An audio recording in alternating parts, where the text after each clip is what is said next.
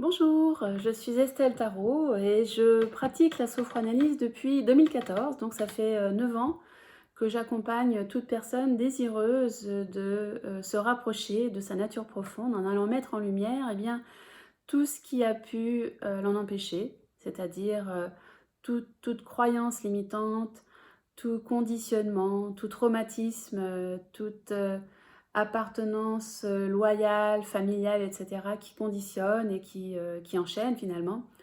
Et donc, j'ai commencé cette pratique de sophranalyse l'âme aux commandes un petit peu par hasard, finalement. Si le hasard existe, je ne crois pas vraiment, mais bon, ça me paraissait par hasard. C'était suite à une séance avec une thérapeute qui utilisait elle aussi la relaxation légère pour accompagner sa clientèle.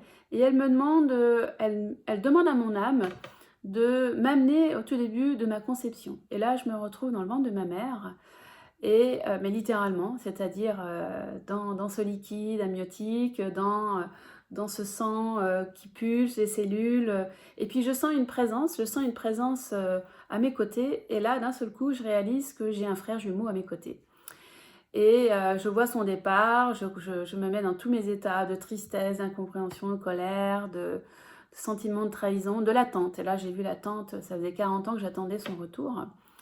Et voilà, je comprends la raison pour laquelle il est avec moi, pourquoi il descend, etc. Et puis je rentre chez moi avec cette grande découverte énorme, mais je sens une tristesse au fond de moi et je me dis, bah c'est pas normal. Et donc là, en allant chercher sur Internet, donc d'où le hasard, sur Internet vraiment, je découvre que la gémellité en début de grossesse, c'est assez commun finalement. Et puis je découvre le site de Claude Imbert qui parle de la gémellité, qui est à l'origine de la sophroanalyse et qui travaillait sur les mémoires de vie intra-utérine essentiellement. Et puis, de fil en aiguille, je tombe sur le site de Christine Nouveau avec la sophranalyse de l'âme aux commandes. Ça me parle tout de suite, je la contacte.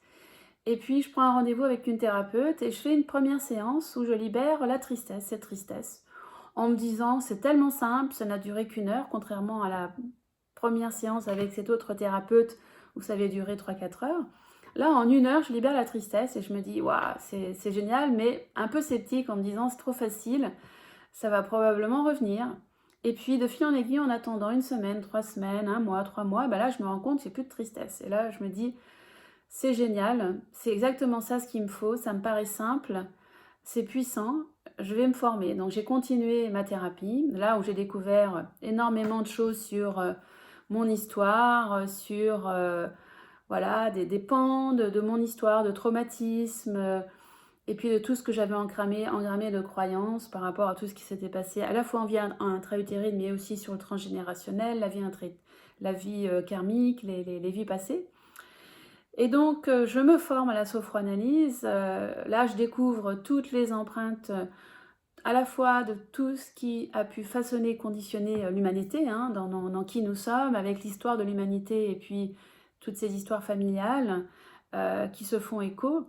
Et donc là, on contacte toutes les empreintes fondamentales de nos conditionnements. Et donc, en libérant tout ça, à la suite de cette formation, je vous le fais très court, mais j'ai à la fois pris confiance, énormément confiance, parce que j'ai libéré tout ce qui était dévalorisation, tous les non-amours, tous les sentiments de ne pas être à ma place, les sentiments de trahison, etc.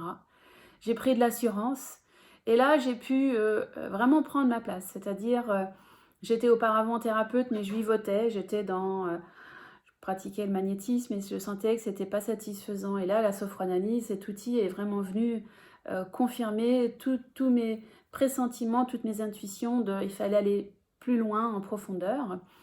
Et donc, j'ai pu prendre ma place. C'est-à-dire, autant on me disait auparavant, bah, tu rayonnes, tu es solaire, tu rayonnes, mais j'avais pas le sentiment de prendre ma juste place. Et là, j'ai vraiment commencé à prendre ma place. À la fois en lâchant tous ces pans de mon histoire, et puis en comprenant qui nous sommes fondamentalement en tant qu'âme, hein, en tant qu'âme qui s'incarne dans un corps. Et donc, tout ceci m'a permis vraiment d'acquérir une assise en tant que thérapeute et puis de lancer tous ces changements dans ma vie, c'est-à-dire de lâcher mon travail, qui était un travail alimentaire à temps partiel, Et puis, là, bien évidemment, mon activité s'est déployée. J'ai continué à me former, bien évidemment. Je me suis formée en constellation familiale, toujours avec Christine Louveau, que j'utilise énormément, et même de plus en plus en complément de mon accompagnement, avec la sophroanalyse. C'est une constellation familiale aussi de l'âme aux commandes, parce que je trouve que finalement, cette approche, elle est à la fois profonde, elle est juste, elle ouvre vers tous les possibles et en même temps, elle élève vers une dimension spirituelle, puisqu'on va sortir des schémas papa-maman, mais on va aussi aller sur le transgénérationnel, sur tout ce qui est karmique, tout ce qui est conditionnement, tout ce qui est empreinte de l'humanité. Et d'ailleurs, en constellation familiale, je peux également me retrouver, accompagner la personne à aller libérer les empreintes de vie intra-utérine ou karmique, hein. C'est le même processus. Donc, dans cette dimension de l'âme aux commandes, eh bien, ce que j'ai vraiment trouvé génial, et je le dis, c'est merveilleux, mais c'est génial, puisque là, je pense que c'est vraiment en adéquation avec ce qui nous attend pour l'avenir, c'est-à-dire que chacun de nous soit conscient que nous ne sommes pas qu'un seul corps, mais bien une âme qui vient s'incarner et expérimenter la matière et expérimenter tout ce qui se joue dans la matière avec voilà, les différents rôles que nous venons jouer. Et donc cette dimension de l'âme, eh bien, lorsque la personne, mes clients viennent et ceux qui sont habitués, ceux qui sont familiarisés et même qui sont en contact avec leur âme, il n'y a pas de souci. Ce sont des séances qui vont très très vite d'ailleurs et qui leur permettent de passer des paliers de leur évolution, de leur pratique exceptionnelle, je trouve vraiment. J'ai plein de retours très positifs dans ce sens-là en tout cas, et puis à l'issue des chaque séance, je vois bien. Et puis pour toute personne qui ne serait pas familière avec cette notion d'âme, eh bien le simple fait de conscientiser, de prendre conscience que nous sommes en fait une âme qui vient s'incarner avec tout son lot de mémoires passées, eh bien là il y a quelque chose qui s'ouvre et qui commence à s'élever. C'est-à-dire qu'il y a une dimension spirituelle qui commence à s'incarner en conscience. Et ça, c'est beau. Ça, c'est vraiment beau. Parce que même si la notion d'âme, elle peut rester abstraite, et on peut se dire, oui, je me connecte à mon âme, mais finalement, lorsque je me connecte à elle et que je l'apprends à écouter, ne serait-ce que d'un point de vue kinesthésique et rien d'autre, lorsque je lui dis, voilà, je rentre en contact avec toi, fais-moi signe, et que on ressent un petit quelque chose dans le corps et qu'à chaque fois on pose cette question et on ressent la présence de l'âme, eh bien là on est déjà dans une étape de conscientisation de l'être que nous sommes au-delà de notre corps physique. Et ça c'est très beau.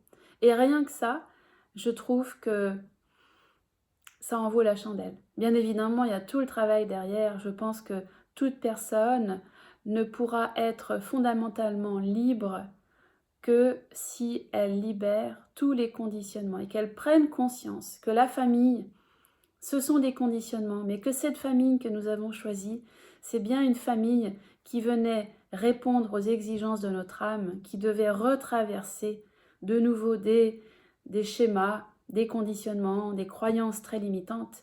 Et donc l'âme choisit une famille qui sera appropriée pour revisiter et, je l'espère, libérer tous ces conditionnements qui sont de toute manière aussi des échos à des mémoires karmiques et qui bien évidemment sont des mémoires de l'humanité. Donc à chaque fois que je fais un travail sur moi en tant qu'individu, je libère une partie de cette humanité. C'est le petit colibri qui vient libérer une part de son histoire et qui participe de cette évolution de l'humanité. Donc voilà, j'espère avoir pu répondre, en tout cas éclairer ce qu'est cette sophroanalyse, cet outil puissant de l'âme aux commandes, surtout de l'âme aux commandes. Et voilà, j'espère que vous aurez une petite envie, au moins une curiosité d'aller, si ce n'est effleurer, peut-être déjà vous renseigner sur cette approche. Et puis voilà, je vous souhaite tout le meilleur dans ce beau chemin d'évolution que votre âme a choisi, puisque c'est vraiment chacun de nous, quel que soit l'espace, l'endroit, la conscience où nous sommes dans notre vie, nous sommes tous et toutes une âme qui a décidé de s'incarner à cette époque pour participer de sa propre évolution, mais aussi de participer de l'évolution collective de l'humanité et voire du cosmos, de l'univers, puisque nous sommes tous reliés. Et ça, c'est encore une autre chose, mais dans cette reliance universelle, c'est très très fort. Voilà.